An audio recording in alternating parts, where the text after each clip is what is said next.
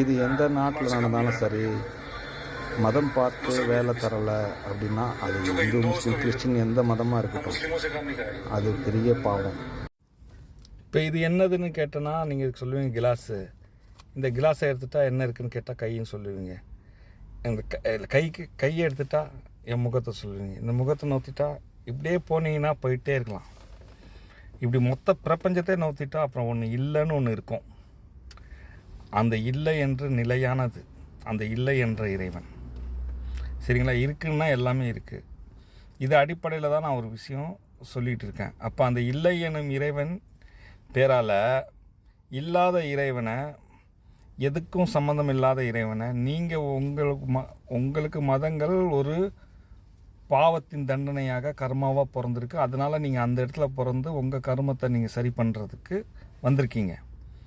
அது தர்மத்தோடு வாழ்கிறதுக்கு. எந்த மதமாக இருந்தாலும் எல்லா தர்மத்தோடு வாழ்ந்தால் எல்லா மதங்களும் சொர்க்கம் செல்லலாம்ன்ற மாதிரி தான் நான் வீடியோ பண்ணிகிட்ருக்கேன். அதனால் அவங்கவுங்க பண்ணிகிட்ருக்காங்க.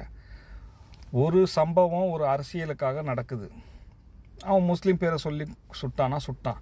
அதே இடத்துல மதத்தை பார்க்காம காப்பாற்ற போய் செத்தவனும் இருக்காங்க பொழப்புக்காக. இவங்க அரசியலுக்காக. அப்படி இருக்கும்போது ஒருத்தவங்க பொழப்புக்காக ஒரு பொழப்பு இது பண்ணும்போது, இந்த நாடு நல்ல விதமாக போயிட்டுருக்கிற இந்த நேரத்தில் ஏதாவது ஒரு மதத்தை வச்சு தொடர்ந்து குழப்பிக்கிட்டே இருக்கிறாங்க. அது எந்த மதமான மதத்தின் பேரால் அவன் எந்த மதமாக இருக்கட்டும், மனசனாக பார்த்து சகோதரனை பார்த்து வேலை கொடுக்கணும். எந்த மதமாக தான் யார் செஞ்சாலும் குற்றம் தான் அது நல்லா ஞாபகம் வச்சுங்க. இந்த சம்பவத்துக்கு அப்புறமா அந்த ட்ரெயினில் போகிறாங்க. பாம்பேயில் ட்ரெயினில் போயிட்டு இருக்கும்போது மூணு தாடி வச்சவங்க வந்து போலீஸ்காரனே சுட்டுட்டான். ஒரு பொம்பளை டாக்டரு முஸ்லீம் பொம்பளைக்கு பிரசவம் பார்க்க மாட்டேன்ட்டான். நான் முஸ்லீம்லாம் பிரசவம் பார்ப்பேன். நல்ல வேலை பார்க்காத நல்லது தான். பார்த்து வேறு ஏதாவது தப்பு பண்ணியிருந்தா அந்த மாதிரிலாம் பண்ணுறது இருக்குது பார்த்தீங்களா. ஆனால் இதெல்லாம் வந்து மீடியா பெருசாக்காது. அதெல்லாம் சொன்னாங்கன்னா அப்புறமா இதெல்லாம் தப்புன்னு எல்லா மதங்களும் நல்லது தான் சொல்லித்தருது. இது நம்ம மதத்துக்கு இப்படி செய்யக்கூடாதுன்னு எல்லா மதங்களும் பேசும். யாருமே தப்பு செய்ய விட மாட்டாங்க. ஏன்னா எல்லா மதங்களும் நல்லது தான் சொல்லுது. இது வந்து தனிப்பட்ட ஒரு மனிதனின் காழ்ப்புணர்ச்சியில் நடக்கிற ஒரு விஷயம். அதனால் ஒரு வகையான பிரெயின் வாஷ் நடக்குது. ஆனால் நான் தொடர்ந்து பேசிட்டு வரேன். பாவங்கள் 4 வகையாக பிரிக்கலாம். நிறைய பாவங்கள் இருக்குது. அதில் நான் சுருக்கமாக 4 வகையாக ஏற்கனவே சொன்னதுன்றாலும் அடிக்கடி சொல்லக்கூடியது என்னுடைய கடமை. அதில் வந்து மனிதனுக்கு மனிதன் செய்யும் பாவம், மனிதனுக்கு இன்னொரு மனிதன் செய்யும் பாவம், இன்னொரு பாவம் வந்து தனக்குத்தானே செய்யும் பாவம். சரிங்களா? அப்புறம் இயற்கை பாவம். இது 3 பாவத்துக்கும் நம்மளுக்கு தலைமுறையிலேயே இயற்கைக்கு செய்யக்கூடிய பாவங்கள் இயற்கை கொடுத்துரும். மனிதனுக்கு மனிதன் செய்யும் பாவம், தனக்குத்தானே செய்யும் பாவம், இது தலைமுறை தாண்டியும் இது நம்மளுக்கு தண்டனையாக கிடைக்கும். அது நம்ம பிள்ளைக்கும் கிடைக்கலாம், பேர பிள்ளைங்களுக்கும் கிடைக்கலாம். இதை நல்லா ஞாபகம் வச்சுங்க. நம்ம சம்பாதிக்கிறது வாழறது எல்லாமே அடுத்த தலைமுறைக்காக தான். அந்த அடுத்த தலைமுறைக்கு நம்ம நல்லது கொடுக்குற மாதிரி கெட்டதையும் கொடுக்குறோம் நமக்கு தெரியாமல். அதனால் நம்ம எவ்வளோ நல்லா வச்சுக்கிறோமோ அவ்வளோ நல்லா அவங்களும் இருப்பாங்க. இது வந்து இன்றைக்கி நான் ஒரு பாவம் செஞ்சு தப்பிச்சா கூட நான் எங்கள் தாத்தா பாட்டாங்க ஏதாவது நல்லா புண்ணியம் பண்ணியிருப்பாங்க. அவங்க சக்தியில் நான் இருக்கேன். என் சக்தியில் என் பிள்ளைங்களும் நிற்கணும். இது வந்து அப்படி தான். ஒரு ஃபவுண்டேஷன் இல்லாமல் எதுவுமே இல்லை. சரிங்களா? நீங்கள் நிற்கிறீங்கன்னா உங்களுக்கு கீழே பூமி இருக்குது. அந்த மாதிரி ஒரு ஃபவுண்டேஷனோட தான் எல்லாருமே ஒரு விஷயம் நடந்துகிட்டு இருக்குது, நமக்கு கண்ணுக்கு தெரியாத விஷயம். அதே நேரத்தில் இல்லை என்ன இறைவன்ட்டு நீங்கள் எதையும் இணை வைக்க முடியாது. ஆனால் நீங்கள் செய்கிற பாவத்தை இறைவனோட இணை வச்சா வந்துடுவான் நடுவில். அப்போ அது நடுவில் வரணும். இறைவன் இல்லை, நம்ம மாம்டேட் இருக்காங்களா, மாம்டேட் மன்னிப்பு கேட்க தானே வந்தாங்க. அவங்க மன்னிப்பு கேட்க வந்த இறைவனையும் நீங்கள் வந்து பழி போடுறீங்க. அவன் தான் எதுலேயுமே இல்லையே, பரிசுத்தமானவனாச்சே. அப்போ அவங்க வந்து பனிஷ்மெண்ட் கொடுப்பாங்க வேறு மாதிரி. அவங்க வந்து உங்கள் கூடவே தான் இருக்கிறாங்க. உங்கள் கூடவே இருந்து இப்போ வந்து அந்த காஷ்மீரில் நடந்த சம்பவத்தை பார்த்திங்கும்போது ஒருத்தவன் மதத்தை கேட்டு கொள்றானா, இன்னொருத்தவன் முஸ்லீம் தான் அங்கே கைடர், அவன் வந்து துப்பாக்கி பிடுங்க போய் அவனையும் சுட்டுட்டாங்க. அப்போ அந்த இடத்துல 2 சக்தியும் செயல்பட்டுச்சு பாருங்கள். ஒரு முஸ்லீம் கொல்ல வர்றான், ஒரு முஸ்லீம் காப்பாற்ற போகிறான். அந்த மாதிரி நமக்குள்ளேயே 2 சக்தி இருக்குது. சரிங்களா? அவங்க பழி வாங்கணும்னு நினச்சா அவங்க வந்து சேர்ப்பாங்க, நாட்களை சேர்ப்பாங்க, ஆட்களை சேர்ப்பாங்க. ஒரு ஒரு குறிப்பிட்ட நேரம் பார்த்து மைண்டிலேருந்தே உங்களை உணர்ச்சி வசப்பட வச்சு அவங்க பழி வாங்கிடுவாங்க. மாம் டேடு அவங்களுக்கு தெரியும் இந்த உலகத்தை எப்படி இது பண்ணணும், எப்படி இது பண்ணணும்னு.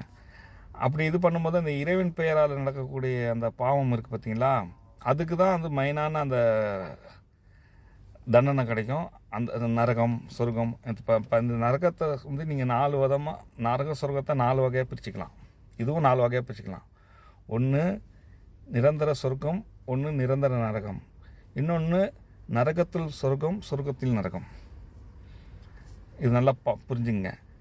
இங்கே வந்து என்னன்னா யாருக்குமே பயம் கிடையாது.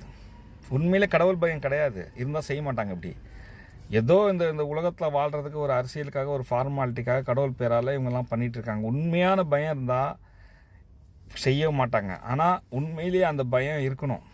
பார்க்குறோமோ பார்க்கலையோ மரணம்னு ஒன்று இருக்குது, அதுக்கப்புறம் ஒன்று இருக்குது. நம்ம வாழ்க்கை வாழ்கிறது நேற்று நாளை வாழ்க்கை தான் வாழ்கிறோம். காலமும் நேற்று நாளை தான் போயிட்டுருக்குது. நாளை வந்துக்கிட்டே இருக்குது, இன்று நேற்றாக மாறிக்கிட்டே இருக்குது. சரிங்களா? நம்ம அதே மாதிரி ரீசைக்கிள் ஆகிட்டே இருக்கிறோம். இதில் வந்து தான் நம்ம மரணத்துக்கு அப்புறமும் ஒரு கரணம், அதுக்கப்புறமும் ஒரு தண்டனை இருக்குது. அந்த தண்டனை நரகமாக சொர்க்கமாக? நம்ம சொர்க்கத்துக்கான வீடு கட்ட வந்திருக்கோம். நம்மளுக்கு இதெல்லாம் இப்போ தெரியல. இருந்தாலும் நம்ம அது முயற்சி பண்ணுறது தப்பும் இல்லை. ஒருவேளை இருந்துட்டா அப்போ இந்த நரகம் கலந்த சொர்க்கம், சொர்க்கம் கலந்த நரகம் இருக்குது பார்த்தீங்களா, இது பூமிக்குள்ளே தான் இருக்குது. அந்த நிரந்தர நரகமும் பூமிக்குள்ளே தான் இருக்குது. நம்ம இதெல்லாம் அனுபவிக்கிறோம், கண்ணால் பார்க்குறோம். ஆனால் இதுதான் அதுன்னு நம்மளுக்கு தெரியல. ஆனால் சொர்க்கம் மட்டும் பூமியில் இல்லை. நிலையான சொர்க்கம் பூமியில் இல்லை. அது வந்து வானத்தில் நீங்கள் பார்த்தீங்கன்னா, அந்த வானத்தில் பார்த்தீங்கன்னா மேகங்கள்லாம் மழை பெய்கிற மேகத்தை போட்டு, அப்புறம் இன்னொன்று மேகங்கள் மாதிரிலாம் நல்லா எதிர்பார்க்கல. அந்த இதெல்லாம் ஒவ்வொருத்தர் சொர்க்கத்தை அனுபவிக்கும் ஒரு அறிவு துகளாக அனுபவிக்கிறாங்க. இந்த மனிதன் உடல் இல்லை, அறிவு துகள். அது அறிவால் சுகத்தை அனுபவிக்குது. அப்போ சொர்க்கம் எப்படி இருக்குன்னு நீங்கள் பார்த்தீங்கன்னா, அது வந்து ரொம்ப இப்போ வந்து மதங்கள் சொல்லக்கூடிய சொர்க்கம் நரகம் மட்டும்தான் உண்மை. அது வந்து அந்த காலத்தில் இப்படி சொர்க்கம் சொன்னால் தான் நல்லா இருக்கும் அப்படின்ற மதங்கள் ஒரு சொர்க்கத்தை சொல்லுது. 4 பொண்ணுங்க இருப்பாங்க, அந்த 4 பொண்ணுங்க என்ன புண்ணியம் செஞ்சு வந்து சேவை செய்கிறாங்க, அதெல்லாம் நிறைய லாஜிக்கான இருக்குது. ஆனால் ஆர்டிஃபிஷியலாக நம்ம அந்த சொர்க்கத்தை பூமியிலே ஒருத்தவங்க பண்ணி கொடுக்கலாம். ஆனால் அதில் மொபைல் இருக்காது. சரி, ஓகே, உங்களுக்கு தேவையான அனைத்தும் கிடைக்கிது, தங்கத்தால் வீடு எல்லாமே சொர்க்கத்தில் கிடைக்கிதுன்னு வச்சுங்க. எத்தனை நாள் இருப்பீங்க? போர் அடிச்சிடும். அதே நேரத்தில் இந்த உலக வாழ்க்கையில் நரகம் சொர்க்கம் கலந்த இந்த உலக வாழ்க்கை வாழ்கிறாங்க ஒவ்வொரு மனிதனும். ஏதோ ஒரு கட்டத்தை வந்து போர் ஆயிடுறான். சரிங்களா? ஆனால் அவன் வந்து ஏதோ ஒரு போதைக்கு அடிமையாயிட்டான்னு வச்சுங்க. அதுலேருந்து வெளியே வர முடியாது. போதைகளில் பல வகையான போதைகள் இருக்குது. அது எவ்வளோ சுகத்தை கொடுக்குது. இந்த உலகமே வேணான்ற அளவுக்கு ஒரு சுகத்தை கொடுக்குற அந்த ஃபீலிங் இருக்குது பார்த்தீங்களா? அதை விட கோடி மடங்கு சுகமானது சொர்க்கம். அறிவு அனுபவிக்கும். இந்த அறிவு அனுபவிக்கும் அவ்வளோ ஒரு சொர்க்கத்தை. அதுக்கு தான் இந்த உலகத்தில் வந்து நம்ம நிறைய விஷயங்களை தியாகம் பண்ணணும். அவ்வளோ சுகமான சொர்க்கம், அவ்வளோ சுகமாக இருக்கும். நான் சுருக்கமாக சொல்கிறேன், ரொம்ப சுகமான சொர்க்கம். இப்போ அந்த சொர்க்கத்தில் யார் இருக்காங்கன்னா எல்லாரும் இருக்காங்க. இந்து இருக்காங்க, முஸ்லீம் இருக்காங்க, கிறிஸ்டின் இருக்காங்க, எல்லாருமே இருக்காங்க. அவங்க யார் யார் இருக்காங்க, நான் யாரை பார்த்தேன், அதெல்லாம் நான் அப்புறம் வீடியோவில் சொல்கிறேன். ஆனால் எல்லா மதத்துக்காரங்களும் இருக்காங்க அதில். ஆனால் நல்லவங்க இருக்காங்க. 4 பேருக்கு நல்லது செஞ்சுட்டு போனவங்க இருக்காங்க. உதாரணத்துக்கு இந்த ஏரோப்ளேன் கண்டுபிடிச்ச ரைட்ஸ் பிரதரும் சொர்க்கத்தில் தான் இருக்கிறாரு. அவர் தொழுவே இல்லை, அவர் எப்படி, அவர் முஸ்லீமே கிடையாது அப்படிலாம் பார்க்காதீங்க. இன்றைக்கி நம்ம எவ்வளோ புனித விஷயங்கள்லாம் அவர் கண்டுபிடிச்ச பிள்ளைகள் ஏறி தான் சுகமாக போயிட்டுருக்கோம். ஸோ அந்த சொர்க்கம் அப்படி. ஆனால் நரகம் வந்து நம்ம கண்ணு முன்னாடியே இந்த அறிவு இருக்குங்களா, அது வேலை மனிதனாக பிறந்த பிறகு நீங்கள் நரகத்தை அனுப்புறது உங்களுக்கு தெரியும். நான் தான் இந்த நரகத்தை அனுப்புகிறேன். ஆனால் உங்களால் ஒன்றும் பண்ண முடியாது. ஒரு புழுப்பூச்சியில் கூட இருப்பீங்க, உங்கள் கை கால் வெட்டி உங்களை இது பண்ணி உணர்வு மட்டும் இருந்தால் ஒரு கோமா நிலையில் எல்லாம் காது கேட்குது, கண்ணு பார்க்குது, ஆனால் பேச முடியாது, கையை அசைக்க முடியாதுன்ற வேதனை இருக்குது பார்த்தீங்களா? அதை அனுபவிச்சே பயணம் பண்ணுவீங்க. கெட்டிக்கார புலி 8 நாளைக்கு, அதுக்கப்புறம் இன்னொன்று பரிணாமம் பெற்று நீங்கள் எங்கேருந்து மனிதனாக இறைக்கப்பட்டு, நம்ம இறையில் வந்த மாதிரியே நம்மளும் செத்ததுக்கப்புறம் மறுபடியும் இறைக்கப்பட்டு மறுபடியும் சேருவோம். ஆனால் நான் தான் சேருவேன்னு இல்லை, கை வேறு உடம்புலாம் மாறி போவோம். ஆனால் அந்த குறிப்பிட்ட அறிவு வந்து ஒரு கனவு மாதிரி நம்மளுக்கு தெரிஞ்சுக்கிட்டே இருக்கும். அந்த நரகத்தை அனுபவிக்கிறது புரிஞ்சுக்கிட்டே இருக்கும். அவ்வளோ கொடுமையானது நரகம். இந்த நரகத்தை தப்பிக்கிறது தான் வந்திருக்கும். ஆனால் என்றைக்கு நம்ம 7வது ஜென்மமாக இந்த மனிதனாக பிறக்கிறோமோ அந்த ஜென்மத்தில் நம்மளுக்கு ஒரு கிடைக்கிது. என்ன தான் சொர்க்கம் கலந்த சின்ன நரகம். தாய் வயிற்றில் இருக்கிறது தான் சொர்க்கம் தான். அதுக்கப்புறம் வெளியே வந்ததுக்கப்புறம் சொர்க்கம் நரகம் கலந்தது நம்ம வாழ்க்கையை பொறுத்து, நம்ம வாழ்கிறத பொறுத்து, நம்ம மனநிலையை பொறுத்து இங்கே எல்லாமே அமையுது. அதனால் நரகத்துக்கு பயந்து கொள்ளுங்கள், சொர்க்கத்துக்கு போகணுன்னு நினைங்க. இந்த மாதிரி பாவத்தை செய்யாதீங்க தயவு செஞ்சு. நான் ஏன் தமிழில் சொல்கிறேன், தமிழ்லேருந்து ஆரம்பிக்கிறேன். இது உலகம் ஃபுல்லாக போய் சேரணும். இப்படி ஒருத்தவன் பேசுகிறான்னு